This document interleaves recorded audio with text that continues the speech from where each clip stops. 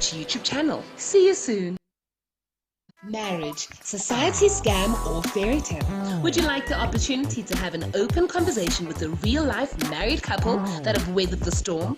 In celebration of their 20 years wedding anniversary, Pastor Gbenga Ojo and Pastor Titi Ojo from the Pacesetters Church are hosting a live Q&A event on their YouTube platform on the 1st of August 2020 at 4 p.m.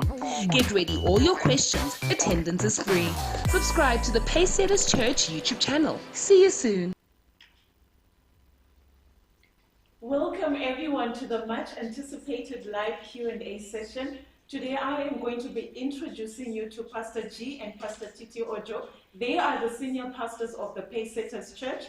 My name is Sandra Akoshile and I am going to be your host today. So today we are celebrating 20 years of marriage, which is 2 decades. Can you believe that? I've only met a few people that have been in a marriage for over 20 years. Because normally people in this day and age usually say, marriage, is it a scam? Is it a fairy tale? So I need to inform you, today is also a launch for our YouTube channel. Please subscribe to our YouTube channel. We are also live on Facebook where you will be able to ask any questions and also put in your comments both on Facebook and on YouTube. So over to you, Pastor G. I just want to find out the juicy details. How did you meet Pastor Titi? Sure. That's a long story, but I'll cut it short. So I started off, I think around about the 1996, I started off on International Fellowship. Yes. And then a very good friend of mine who was my assistant there was away, and I needed to go and check on him. And so I got to check on him, and unfortunately, or fortunately, he was not around.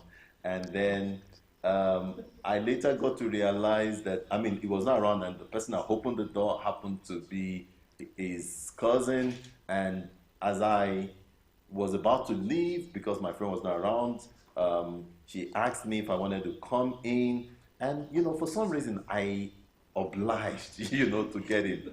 And we had a very amazing conversation. And this person I'm talking about happened to be the woman I'm now married to, my wife. Yes. We had a very interesting conversation. Then fast forward, I left the place, and, I was a campus pastor as at that time. I was going to go back to school to prepare for the new year. And so while I was actually praying, honestly, I know people don't want to hear that. While I was actually praying, my prayer was being disturbed, by this picture that kept on coming to me. And because, fortunately, I'd grown to understand a bit about the voice of God, I just felt God was saying something to me in that direction. And fast forward later, she turns out to be my wife. You don't want to know how I proposed, but she's my wife. Okay, you're going to tell us that story a little bit later. But Pastor Titi, please just tell us, what attracted you to him, and how did you feel from the first day that you met him? All right. He has just narrated how we met. And being a Christian myself, I have that passion for God, I just want to serve God and do the right thing and just love God and all that. Prior to that, I've made up my mind. I will only be married somebody who loves God himself. And it's not just somebody who just say, I love God, just saying it, but somebody who acts it and is doing that as well. So when I met him, he was a young man. He was organizing a crusade. His friend recruited me to be part of the choir. So I'm thinking, who is this crazy young man who wants to organize a crusade in our environment? At that time, I'm thinking he was not yet ordained. He was not a pastor, but he just wanted to win souls and do the things of God. So that was the initial attraction. Like, wow, this looks like what I think I will go with. But we never spoke about it then. So I was singing in the choir for that crusade. We practiced and all that. He was busy doing his own things and all that. So yeah, basically that was the first initial impression that was created in my heart when we met. And then what attracted you to him when he approached you, when he spoke about, did he say to you how he felt? How did you feel? He did say, but then, I have to think about Is he just saying that because he thinks, oh, she's beautiful, you know, or is really saying that that is what he meant? And attraction for me goes beyond just telling me. So the other actions that were taken subsequent to that prove that this person, you know, feels this way and is acting that way. And then I started, you know, settling down, believing what he says and listening. And then, like we will say, give him a chance, you see. Yeah. So. Okay. So would you say, you know, the moment that you met him, because people always say, some people tell you that there's love at first sight. Do you both believe that there's something called love at first sight? Okay, for me, it wasn't love at first sight. I was impressed. I didn't look it, so. Well, I can understand why he had to, you know, approach you, because you are a beautiful woman. Even right now, I was saying you look 20 years younger. Oh, so, thank you. Yes. So, Pastor, please tell us, was it love at first sight? Look, I thought it was love at first sight, Sandra. Yes. But over time, I realized it was not love at first sight. You know, when you're younger, you mistake infatuation for love. Yes. So, as at that time, definitely I was attracted to her being light. I was attracted to her being this gorgeous lady. But honestly, when I later understand what love is, I now realize that what I thought was love was just that attraction. I think we grew in love. That's what I would say now. But as at that time, I thought, you know, it was love at first sight. But honestly, I still become a strong advocate of the fact that don't get married to somebody you're not attracted to. I was attracted to her. So when you talk about attraction, are you talking about physical or what is in the inside? No, I was honestly attracted to what was in the inside. Yes. Then, because one thing is this, now bear in mind, as a pastor, I picked up certain things. I love, even though she didn't see that potential in her, I saw someone that loved God, and that was my attraction. I was not going to trade that for anything. You understand me? I saw someone that loved God in her, and that was really honestly my attraction. And then the other things that I saw, you know. What are those? What are those other things? That is why exactly we are here. For some reason, I didn't get attracted to the dark one. So she was light, she was slim, she was tall. Yes. She came in a package, you know. Yeah. And while I was praying, the Holy Ghost was also making me realize that this is the one. Yeah. Okay, you know. Pastor Titi, on your side, you know, speaking to women, I know whenever you're preaching, you always talk about women should always know the type of men that they want. Did you, like you said, you wanted a God kind of man, and you had already set those intentions down, and what other qualities were you looking for in a man that would be your husband? Okay. Funny enough, I don't think I've even told him this. One of the things I decided was that I would like a stable life. I decided anyone that is in any profession that does not create stability, it's a no-no for me. For example, it's not that it's wrong to be an entertainer, or so I looked at the entertainers, footballers, they travel all the time. I'm like, no, this is not, I want somebody on ground, somebody I can, you know, see all the time, and doesn't involve relocation all the time, moving around. So I made that conscious decision that based on what I have in life, my vision in life, I don't think moving around is part of it. So I saw that in him. Yes. So I thought, okay, he's godly, he's stable. What else can I see? He's very tall guy. Yes. So I'm thinking, okay, this tall guy, he's going to stand out. You know, he walks in, he creates this impression, and people turn around. I think that's an added package at that time. So those were initial things, you know. And then I discovered that he is caring. Yes.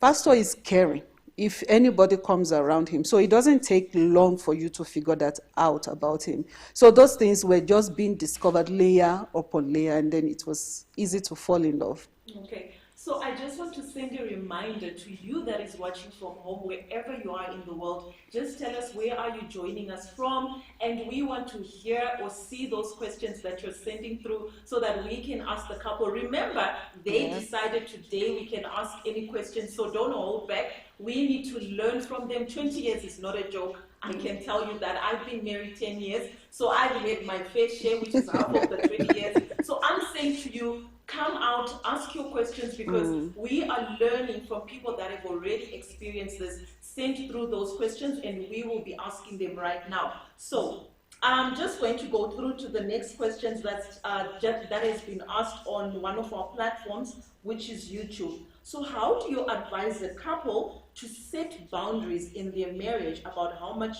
information they can share about when talking to friends, about the relationship, advising them that this is what you should do in your marriage? Okay, you will go first. Look, you see, I believe that one of the biggest factor for a marriage that would last is communication.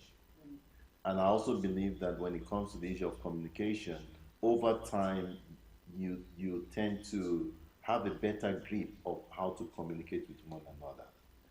Now, back to the question, you see, in terms of the boundaries, I think when you communicate, because understand, I'm more, even though I'm introvert, yet I'm extrovert. When I get overly excited, I talk. Now, for me, devouring information was easy in our relationship.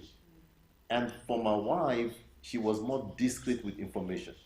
And so we could get into a meeting with people and I've said the history of my life.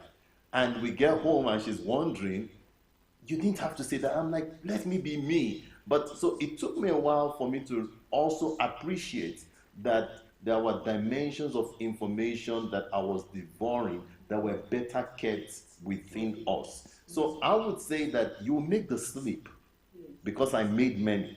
But over time, because you have a good communication with one another, you'll be able to say, this I'm not comfortable with, that I'm not comfortable. But for one to set out and say, from now, this is what you should not say, I think it makes it so regimental in terms of your communication with one another. So in your relationship earlier on in your marriage, is that something that you already had, or it's something you learned over the years? Pastor Titi, you can answer that. I think it's something that we'll pick up and learn over the years. From the beginning, we didn't have this thing of don't tell this, don't tell anyone this. We just thought, let's roll it. This is marriage. It's me and you in the boat, and we'll get ourselves together. But as we go on, you discover that we are different in temperament. We are different in so many things. So when it comes to communication, my husband I learned that from him. Up to now, I think I'm still a very reserved person. He raises issue to be discussed. And the funny thing is sometimes, it's funny, sometimes it's something I want to discuss, but I just wouldn't know how to approach it. So I will be waiting, pacing up and down, waiting for him to raise the issue. And the moment he raises it, then we'll talk about it. So when we have to deal with other people, I think I'm the one that holds back the most. He tends to, communicate more. But over the years, I've improved. I'm sure you know that. Over the years, I've improved. I talk now more, but I'm still a work in progress. Okay. Yes. No, that is awesome, because I think I also used to be the same way, but like you said, you learn over time. You learn over time. To communicate, to be outspoken, because I think it's also a culture thing of where we grow up, that when someone is angry or whatever happens, you keep quiet. You keep quiet. You don't say it. But I've learned over the time that you need to communicate, say how you feel immediately, and not keep that anger or whatever you're feeling inside. And thank you so much for telling us that. Yes. So thank you to Ms. Sam for that question. That's a beautiful question. The next question comes from on YouTube from World Changes channel. It says, if a couple has promised to bring, maybe they want to bring a third party, to discuss maybe something, an issue that is happening, what is your advice on having, a mentor, a coach? I don't know if there's a coach in marriages, a a therapist, all those things. What is your advice on that? Myself and my husband and I are a big fan of saying that if a woman is planning to get married to a man who has a form of authority over him, somebody who can tell him to sit down, somebody he can be reported to, that he refer, and such a person is an important figure in a relationship, especially where marriage is concerned. I know in our backgrounds they tell us, don't tell anybody your business, whatever happened between husband and wife, you keep it to yourself. They keep advising us. But over the time, by observation, you realize that it's not working. There are issues you don't know. You need to ask somebody. So myself and my husband, we always say this. Look at that person, that figure that has walked the journey you want to embark on, and you trust them, and you know that they are not going to be talking about putting your business out there. Then you can approach them for such a relationship to be a mentor over your marriage. I believe every marriage needs a mentor, at least a mentor, somebody to be the bridge between husband and wife. Well, most people wouldn't want to do it, because I believe I've spoken to other people who are married, and they would say, no, if I go and tell this person what is happening in my marriage, I'm scared that they'll go and tell somebody else. So how would you say you need to look for that mentor or somebody that guides you in a marriage? Because if you speak to a lot of couples, I'm speaking from experience, they don't want their laundry out there, or for someone to know what's happening in their marriage. Okay, we just need to have how would I say it? We need to reflect on the past examples and present examples that we have. Yes. People that have marriage counselors, they do better. When you don't have a marriage counselor, you struggle a lot. And when there is friction, it leads to resentment if it overstays in the marriage. You need somebody like a referee that needs to come in and discuss. Remember when I first spoke about this, I said, ensure that you observe. It's somebody that will not put your business out there. And you can find such a person in church. It could be a deacon. It could be somebody, a Christian, who is not even ordained, who is not a leader. But you have watched them. You've observed them, that the word of God is working in them. They are strict in what they do. They are mature. They've walked the journey before. And then they can be a good mentor. Okay. Yeah. You wanted to say something? Look, let me echo strongly what she said. After 20 years of being married, being privileged by the grace of God to counsel a number of couples, I think one of the most unfortunate statements that get told us as Africans is that don't allow a third person in your home. It's well-meaning, but I've realized that I've seen many young people suffer in marriage, and yet it's all because they can't inform anybody. For us, the transformation in our marriage took place. Look, we didn't start off with a perfect home. But at some point in the marriage, we sought help.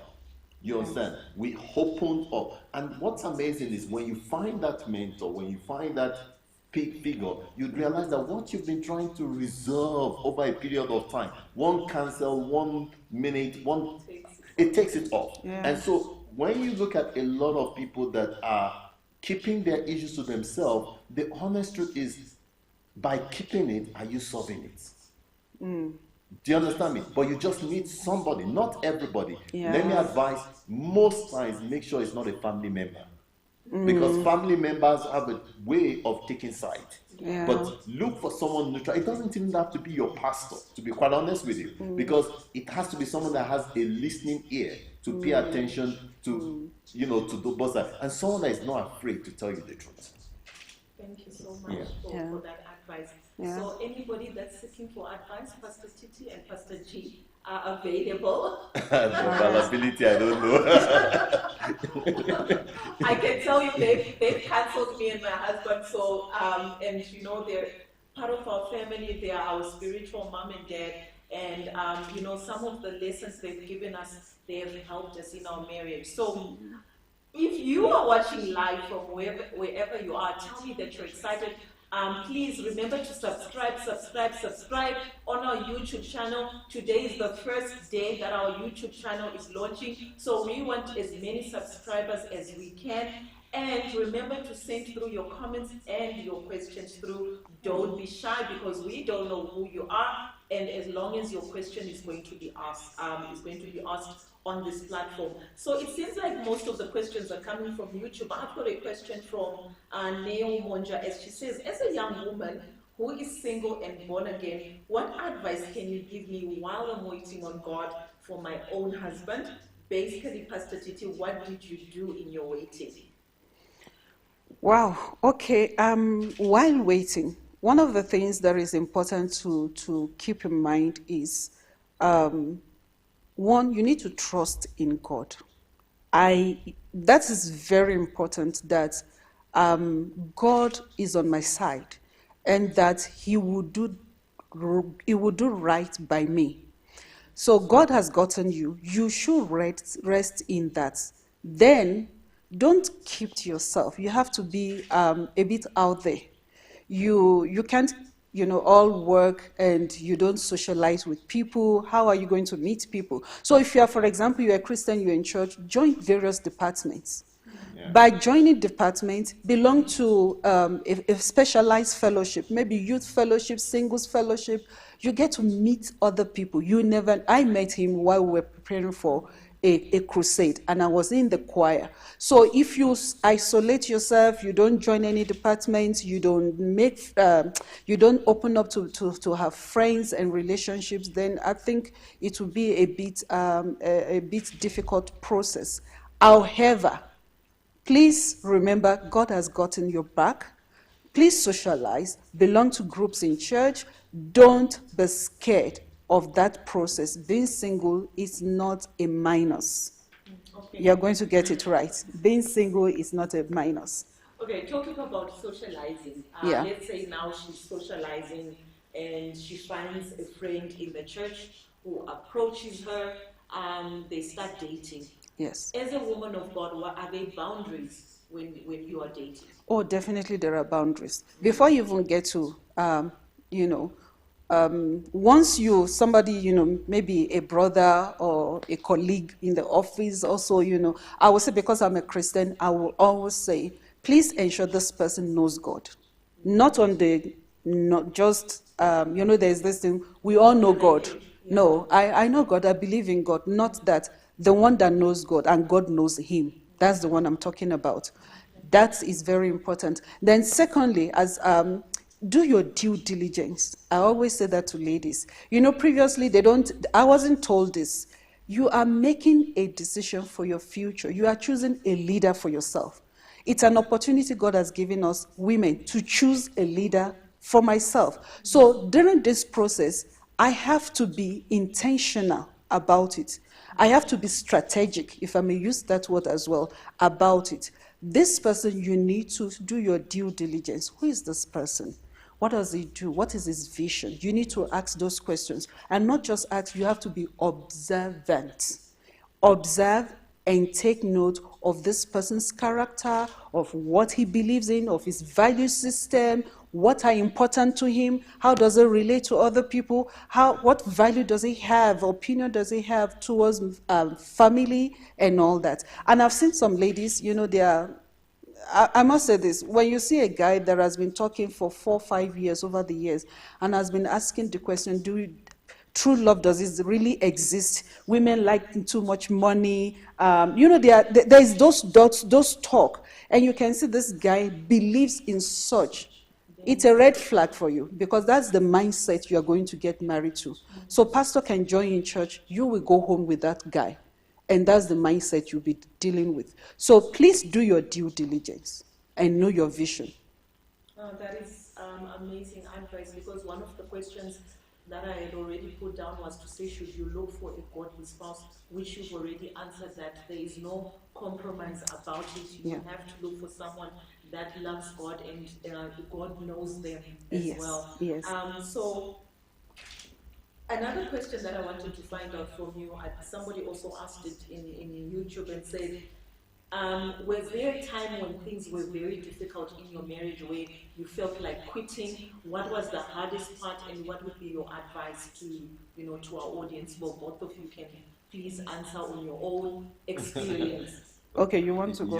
I just finished talking, so I need to catch my breath. You should go ahead. At that time, though, felt like quitting. Oh yeah, in the early stage of our marriage, look, Now that I'm a marriage counselor, or now that up to 20 years, I think I, I try as much as possible to teach people the things that I know now. I felt that when we got married, there were certain foundational things that I did not know. And if I'd known them better, I would have done better. A good example is this: I'm a pastor. Now, even though in words I knew I needed to love my wife as Christ loved the church, and even though I thought about it, I preached about it, but the reality, and I knew that the two of us are meant to be one. But in our own case, look, we've never claimed to be a perfect couple. I mean, we've never claimed to have this perfection that we never had a missed challenge. Yeah. In our own case, I think at some point I had to come to terms that with the fact that I loved the church more than I actually loved my wife. Now, it was not intended, but by loving the church, I noticed that I would sacrifice certain things for the church, sacrifice certain things for people in the church, but there was that understanding that she will understand.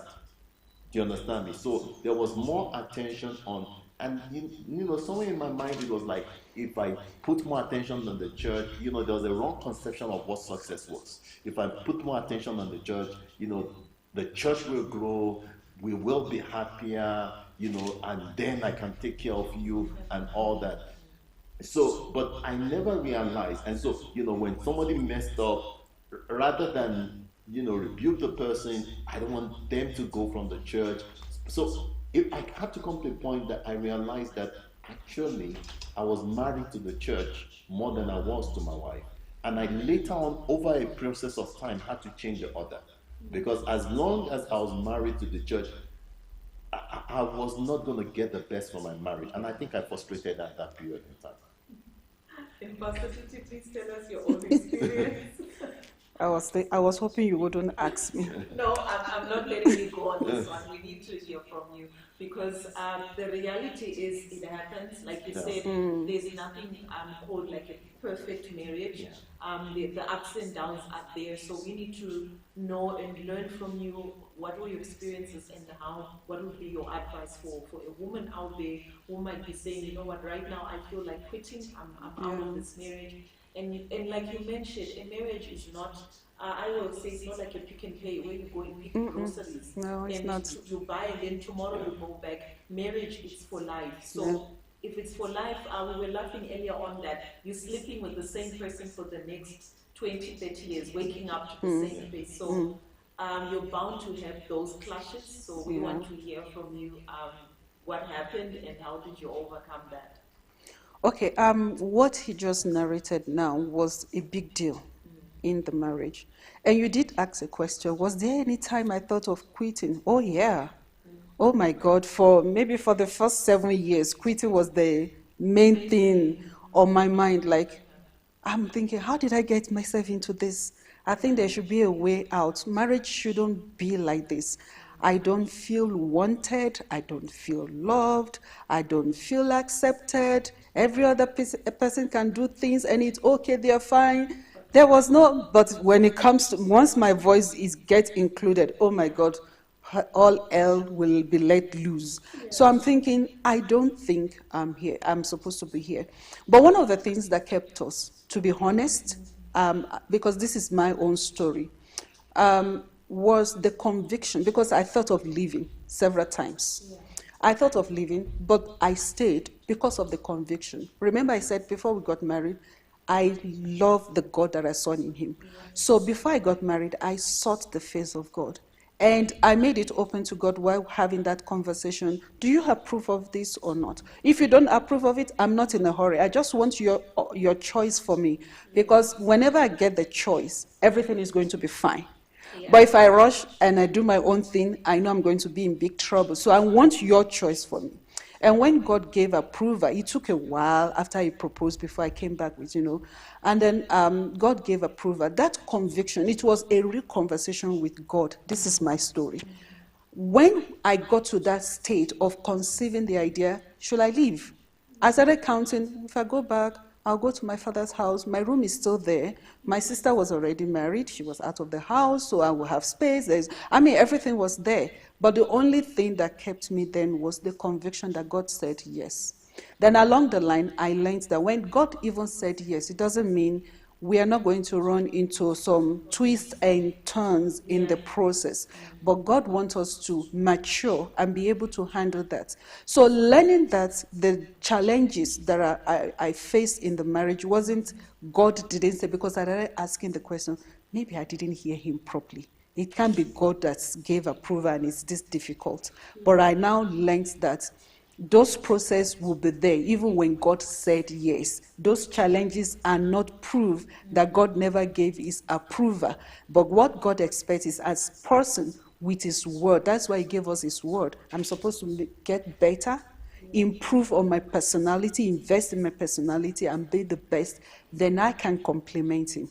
So I had to face that. And it wasn't funny, I must say, because when God starts doing things in your life, he starts correcting you first. And it's not funny when you are not happy already and you are being corrected. Oh my God.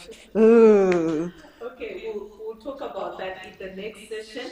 So, audience, I hope you are subscribed. If you haven't done that yet, go and click the subscribe button on YouTube. If you're watching us on Facebook, please comment and like our page, the Pacesetters Church. Yeah. We're going to be taking a short break and we will be back shortly. Marriage, society scam or fairy tale? Would you like the opportunity to have an open conversation with a real-life married couple that have weathered the storm? In celebration of their 20 years wedding anniversary, Pastor Gbenga Ojo and Pastor Titi Ojo from the Pacesetters Church are hosting a live Q&A event on their YouTube platform on the 1st of August 2020 at 4 p.m. Get ready all your questions. Attendance is free. Subscribe to the Pacesetters Church YouTube channel. See you soon.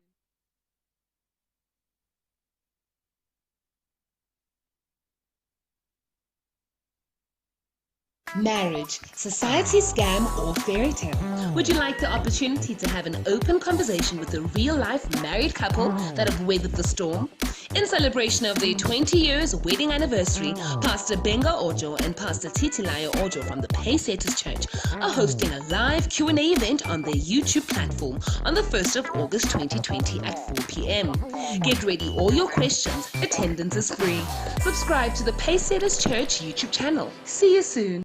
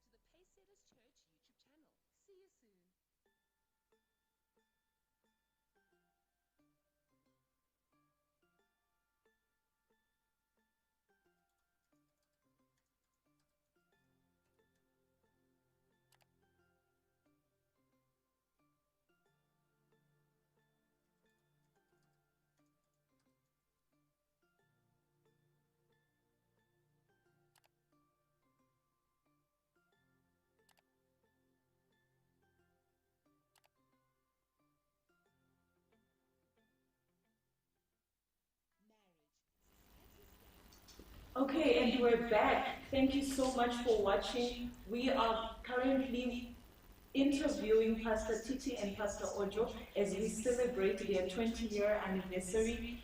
So we are going ahead and asking them more questions, and I would like you to continue sending through your questions either on YouTube or on Facebook. Please don't forget to subscribe to our YouTube channel. So just going back to those juicy questions, Pastor Titi, let's talk about, and Pastor G, let's talk about intimacy, okay? I'm going to talk about people of color, for example. They are open when it comes to, you know, touching, kissing in the public. Yeah. But even with my own experience, when I say to my husband, let's kiss, even in front of the kids, he'll be like, you know, like take it away as a joke. So why is it that way? That with please, I'm sorry if you're going to be offended, but with African men, they don't want to show their affection in public, especially the men. For women, I think we are comfortable with it. We don't mind, showing our affection to our men in public. So what is going on there? Yeah. Yeah, look, just like you said, and you've given an excuse, African men, right? Yes. To be honest with you, I got born again about 30 something years ago. Yeah. My youthful years was spent in a very conservative environment in Christianity. Some of the things that I even try to do now, I perceive them in my understanding as simple. So there is a dimension of conviction. This is where faith and how we have to be careful how we communicate the gospel. There's a dimension of conviction that when a person believes, especially a Christian believes that something is sinful, it's a no-go area. So saying things about the expression, which, and all understand when it comes to Africa, there's a dimension of our interpretation of the gospel that is linked to our that has been influenced by our culture. So I never really growing up saw my dad and my mom, I never. So the reality is because you don't see that, you perceive that this is how it is done. And so at the point we began to challenge ourselves, even holding hand was strange. Do you understand me? I could do that privately, but doing that publicly was strange. So at the point we began to challenge ourselves, we started with, I remember the very first time I pegged my wife, one ceremony in church, and I didn't, it was like Holy Ghost. It was like Holy Ghost, I felt like God in the church of God. But so I had to brace up, and even now we take it a step forward, and because our children are living in a different society, so we don't want them to feel that kissing is the problem. The problem is kissing your spouse is what God prescribed. So once in a while and then my daughter like, I'm not looking, you guys are not looking. But I've gotten better.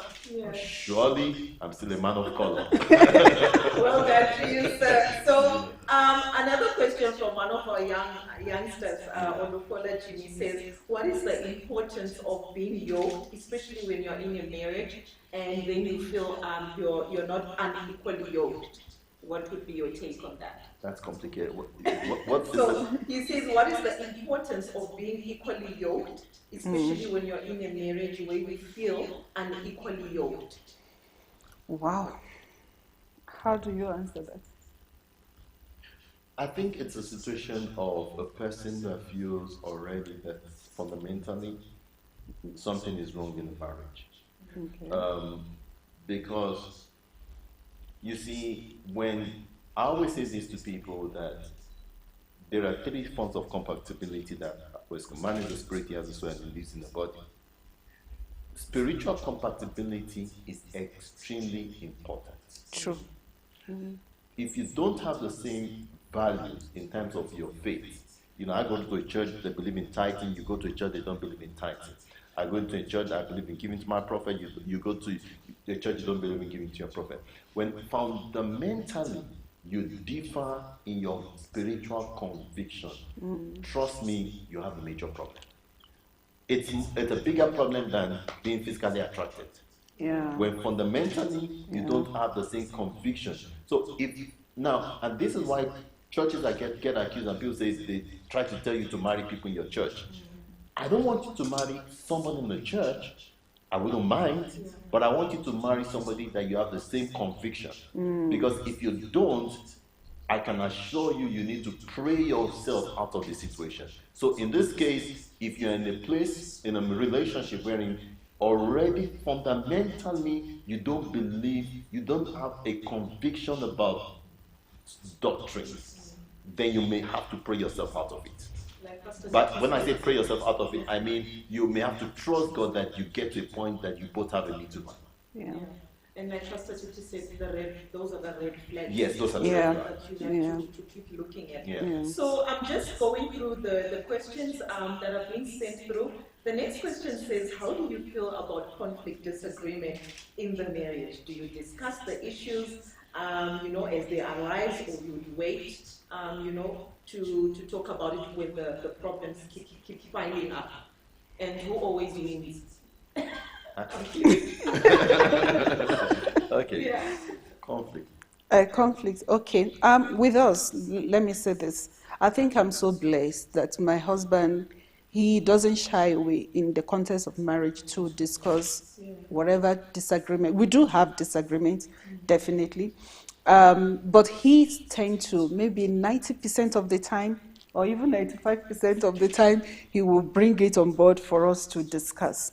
But the thing is, being both Christian also help. You know, we keep going back to that fundamental things, because already I know this thing should be talked about. I can't go on not talking to him. So I'm already feeling bad that I'm being on this, and he is also thinking we should talk about it. So individually, we are already thinking, based on our conviction, we should talk about this and resolve it. So it gives us a platform to talk about it. So he raises it most of the time. Thank you, sweetheart. Oh. African man, African man. He's denying it. So it goes back to what you said earlier on, the communication.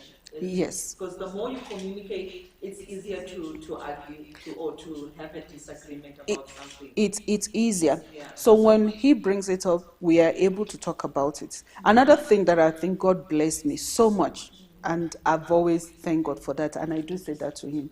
My husband has a way, I think it's a gift. He can apologize.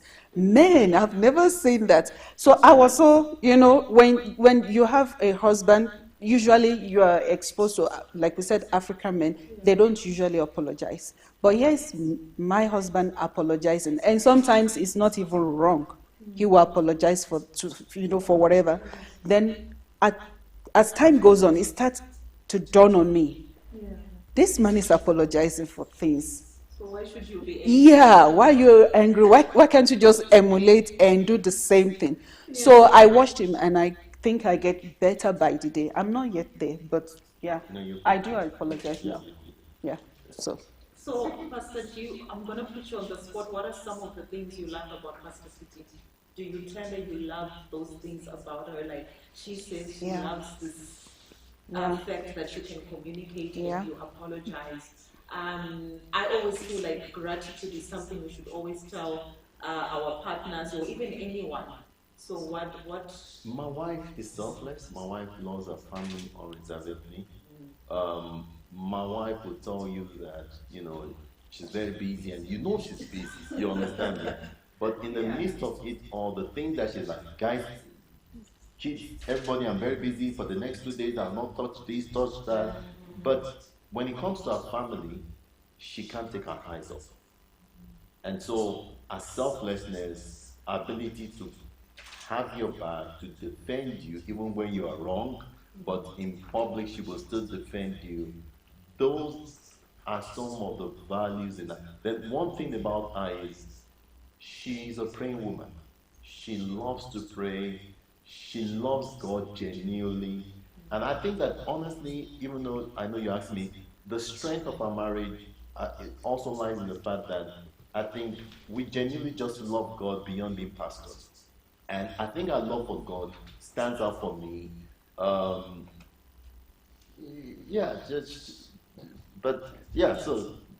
I don't know if I answered your question.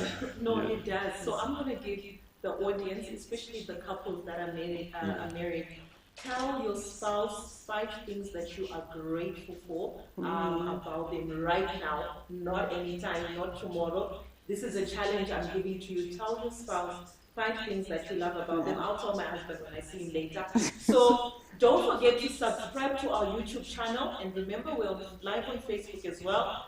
Like our Facebook page, send through your comments. We want those questions to keep coming through. I'm looking at the comments and everything. Thank you so much wherever you're watching us from, and we really appreciate you taking your time to watch us right now. So the next question says, does it help sometimes to be quiet in though we spoke about disagreements? Sometimes does it help, to switch off and be quiet? Like you said, he apologizes and then you go back and just decide, you know what, I shouldn't be angry. You see, being quiet, we need to open it up. Being quiet doesn't mean you shouldn't air your anger or your view Yeah. about the issue. What we are saying is don't keep it inside and not talk about it. And I'm not even saying when you want to talk about it, you have to be dramatic. You don't have to break things in the house and use the most, the dirtiest word to convey your anger.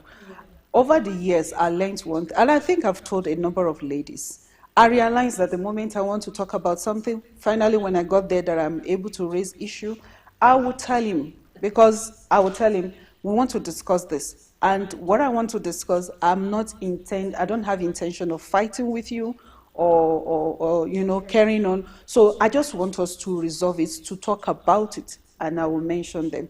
And I'm also sometimes, when it pains me, whatever we're talking, I tend to get carried away. I will forget all the points that I want to discuss. So initially, he was shocked. I took a pen literally. I wrote down the points I want to raise. So when we were in that situation, in that moment, I will now ask him the questions. And sometimes I learned too. I think I pick it up from some other sources, or maybe women's conference and all that, that you should learn to register your feeling. Even your husband may not agree with you. Yeah. But if that thing displeases you, if it hurts you, learn to use the word, what you did yesterday hurt my feeling. I didn't know how to say that, and I was hurting. So when I learned to use that word, I would tell him that what you did, it really hurt me. It hurt my feeling. And like, I was I was expecting a fight. I would see my husband go quiet, and then the next thing is he's being careful not to repeat that thing. So that has really helped us. So don't keep quiet. Learn to raise it, but at the right moment, and use the right tone to discuss it. Yeah. I'm sure after listening to the couple talking, you are not still asking that question, that is marriage still a scam or a fairy tale? I'm sure you want to now be able to get married to someone, to the love of your life, and listening to them, it's like I want to get married all over again. Oh, yeah. Oh, yeah. So, you guys are in ministry, right? Yeah. So how have you been able to, strike a balance? You're also working in the corporate world, then you also have a ministry, you've got family, you spoke about counseling. How do you manage all that? Because you also need your own time as a couple. Yeah. Look, I've come to realize in life that whatever God wants you to do, He tends to give you the wisdom to manage it, because wisdom is very critical and essential here. Like you rightly said, I pastor a church by the grace of God, got my family commitment, got the commitment of the church, and still got people that you counsel in various places. Now, all I can say is I've learned over time to catch myself and prioritize time with family, maximize the moment I have with the family. I have a weakness. I, I can't be, when I'm not working, and when I'm not active, I feel like something is wrong. You understand? But whenever I have time with family, I try to maximize it. So the word for me is wisdom. The word is balance. You will make mistakes. And let me say this to you.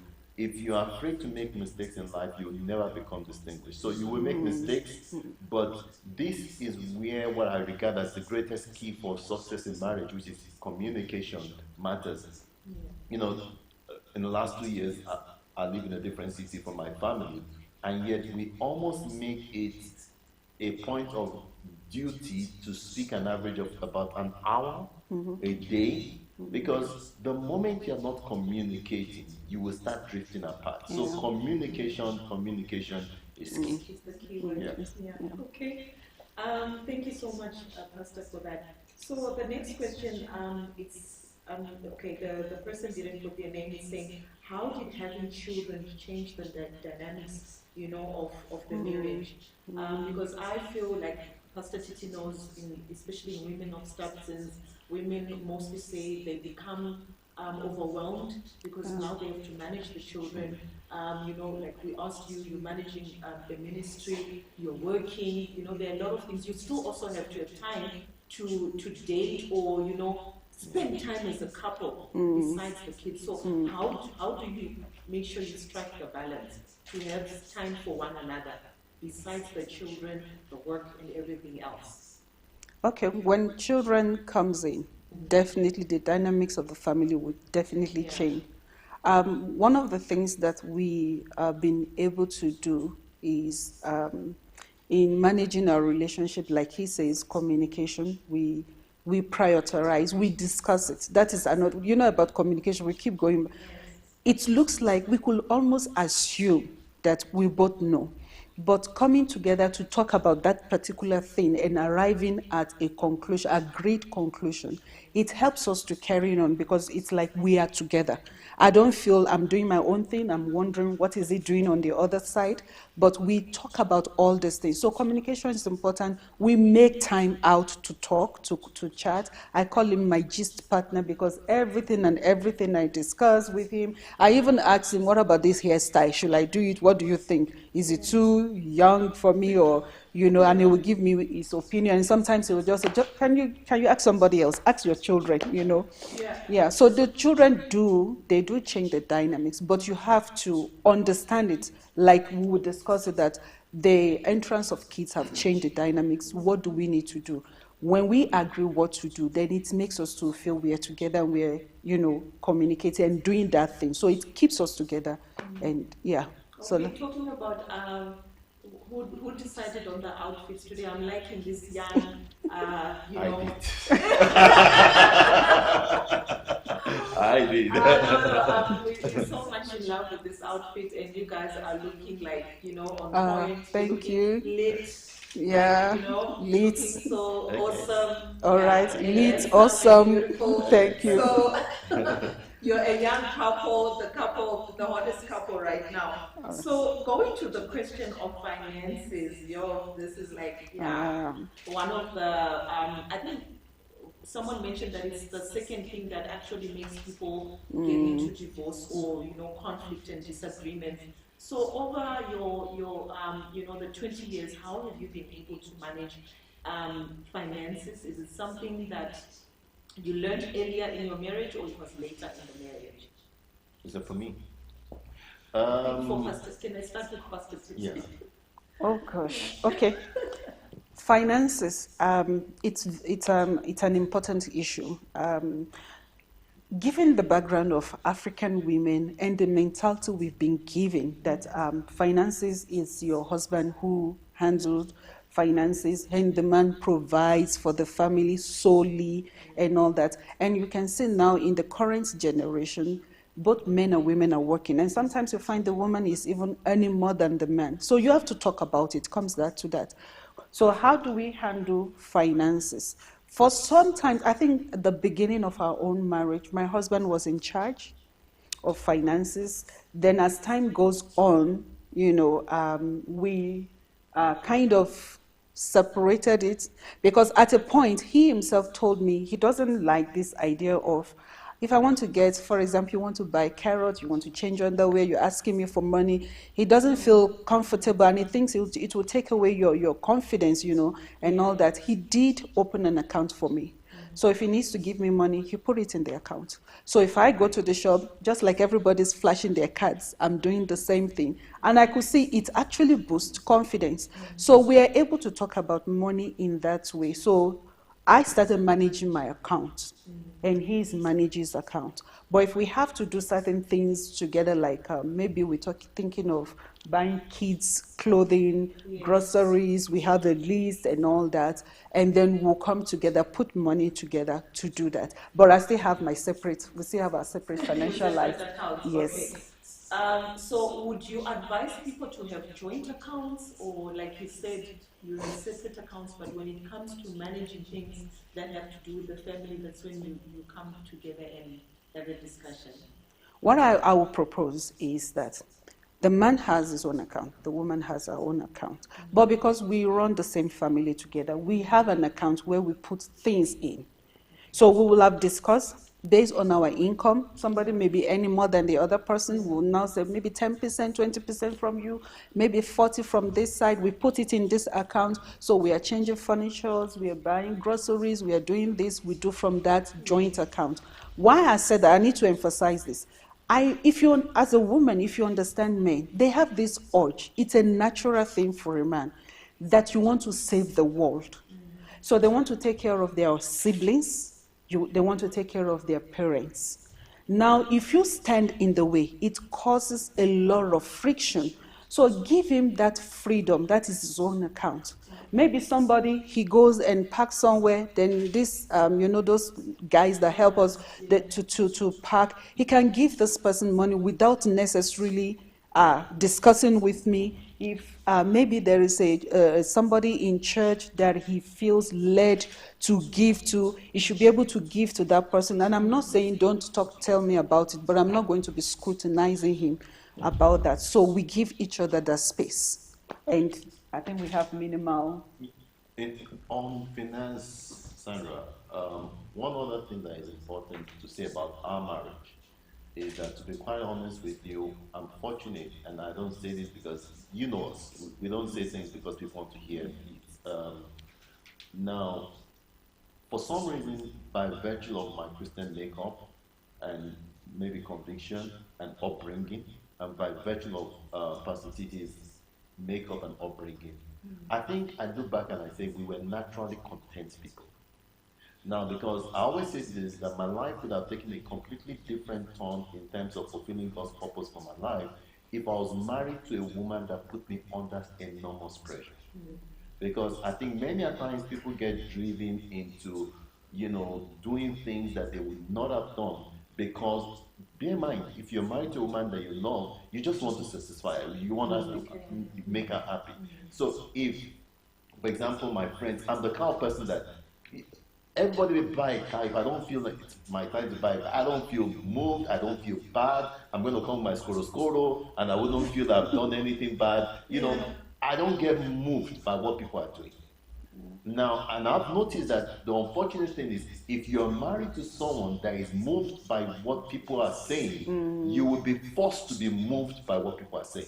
So one of the blessings I've had in my life is that she's not been materialistic, she's not been driven for us to match up with the standard. So it has allowed us to move through life at the pace that God has allowed us. And back to joint account, honestly, I feel that when it comes to managing money, let's manage it in such a way that everybody still have their dignity. I'm a Christian. I want you to be able to give to your mom and give to your brother and give to your siblings without telling me. To be honest with you, without telling me. Because I think we all have this dignity when we spend. The only thing is, as a couple, there's an amount that we need to plan around that we guard. But when it comes to the excess, please do what it is. You want to invest into it, that's your business. Thank you so much for that advice. Yeah, because I know with finances, I had a friend that earned more money than the husband, and he actually didn't like it. So I think, though, like you mentioned, as long as you have those separate accounts, but when it comes to doing things for the family, then you communicate and discuss it. It makes it so much easier. So we are almost, getting closer to the time of finishing our show. And it's been so exciting. I don't know if you're excited out there. Tell me what you're feeling right now. Are you somebody that's already in a relationship and you're planning to get married? And, are you still thinking that, it's not possible, but listening to the couple, the hottest couple right now, I can tell you, marriage is not a scam, it's not a fairy tale, it's real, and it's God ordained. We were made to be married, so it's a beautiful thing to be married, and there's nothing wrong for those problems or issues to arise. That is why, as the couple mentioned, you need to have a mentor or a coach or somebody that you can speak to about your problems. So one of the few last questions that I'm going to ask you is, what would be your advice for those that don't believe in marriage right now? It might not even be a Christian, but what advice would you give them? Can I go first? Yeah, go ahead. Okay. Marriage is not a scam. Marriage is God's idea. Human beings didn't come up with the idea. This is God's idea. And if it's God's idea, that means it's going to work. However, we need to understand that because it's God's idea doesn't mean we don't have a part to play in it. And that part can be uncomfortable at times, which usually involves us growing on learning certain things we have learned and learning new things. When we learn them, then to implement them. And sometimes this learning new things could go against the grain. It might make you look like the odd one out. And the pressure of, I don't want to look, like I've heard guys say to each other, just overheard, is his wife that is controlling him. And every man thinks the wives are controlling the husband. And you can see men resisting anything. So if there is... if I'm going to look like my wife is controlling me, I'm likely to resist it as a man. You understand what I'm saying? I hope I'm not going off the topic. No, we're not. Okay. So, so you're asking, is it a scam? So if the man thinks my wife is, I'm going to look like my wife is controlling me, he's likely to resist it. But that step that you need to take may be one of the steps that will usher you into the next level in that marriage. So you need to unlearn some things, then you need to learn new things. But those things that you've learned, please put them to work. Love your wife. As I will speak on behalf of women. Yes. Love your wife as Christ loved the church. It means when it comes to, for example, family issues, you are the one that introduced this woman, call your wife, to your family. Don't leave her that she needs to mend her relationship with your family. You've got to introduce your wife in a proper way to the family. Your opinion about your wife matters. If you go to your family, you laugh at her, you talk badly about her, that's how they're going to take it. And it will be a pressure in the marriage. And then we'll now sit here and be told, is it a scam? This guy doesn't like me. No, it's our part in that relationship that matters. So we need to grow up. We need to do the right thing. Because of time, I will stop there. So over to you. In terms of my advice to couples, look, the Bible talks about the two being better than one. And honestly, if you would allow God to rule in your home, you will get the benefit. If I look back 20 years later, am I a better Gbenga Ojo? Yes. Yeah. I'm a better Gbenga Ojo. I think, and what makes me better, I think listening to her, trying to change who I used to be. I'll tell you one thing, and this is very critical to everyone, even though it's a bit of a digression. An uncle of mine said something to me before I got married, and I said, if you ever want to get married, what should I asked him, what should I look for? And he said, look for a person that is teachable. And honestly, for me, if you are ever into a relationship with someone that, I'm not talking about while you are dating, he listens to you, but if he has a record of not listening to other people, it's a red flag. And for me, I think marriage is ordained by God. Marriage gets you better, but when both parties are willing to change. But if you are rigid about, oh, this is who I am, and you hear that a lot with African, I'm an African man, boasting and all that, this is who I am. As long as you're not willing, look, you know me, Sandra, it would have been difficult to get me to dress like this before, But, so the fact that I'm dressing like this, I've changed. Even though I myself, I'm a better man.